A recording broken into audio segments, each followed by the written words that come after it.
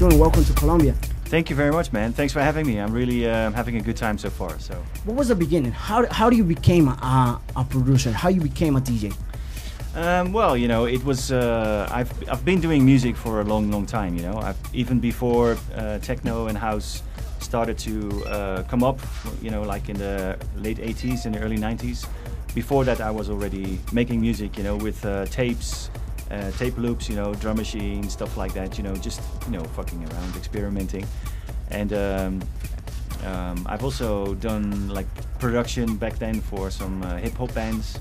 And then techno and house came along, and I was immediately, yes, you know, this is it, you know.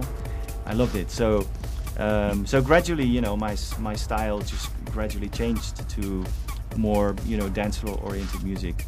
And yeah, I just started experimenting. You know, you have to remember back then nobody was doing this. You know, there was only a handful of people. There were a few very small labels from Detroit, from Chicago, and New York.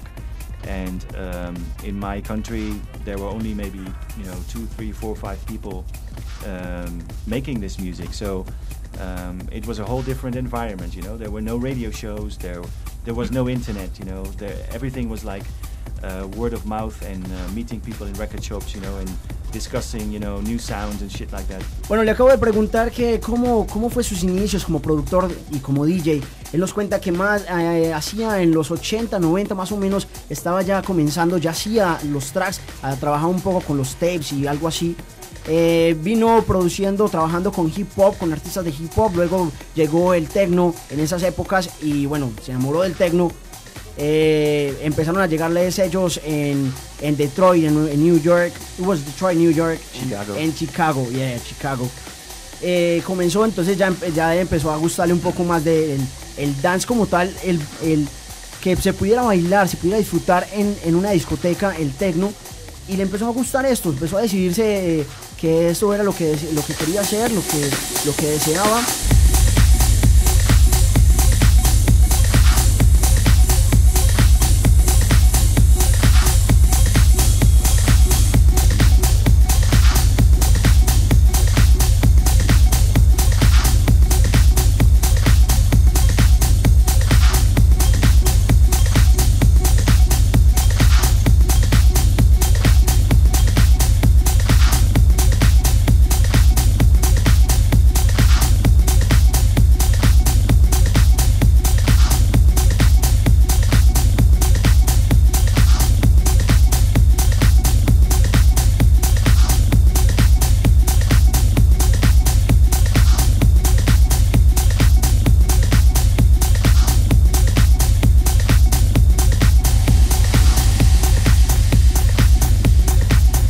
Were you doing music before you got into 88, the 8 label, the 8?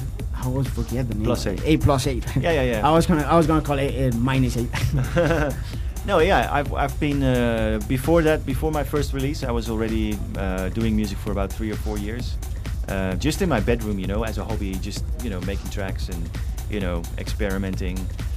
So I had like a lot of cassette tapes full of music, you know. I had like hundreds of tracks, and I made copies of the tapes and I gave them to Richie and John.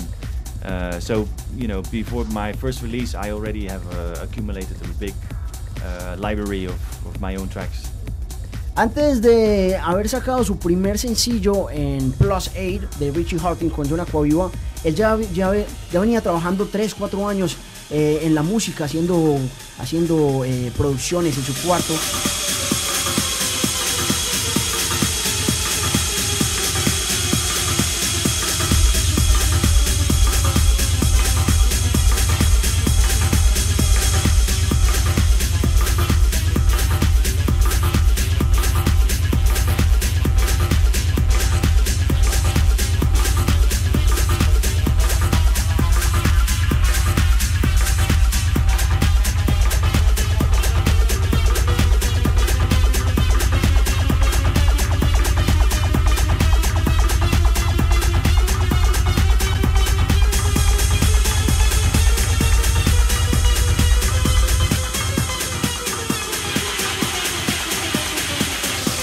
Yo, yo, yo, this is Speedy J, listening to Prestige, Electro en EM2.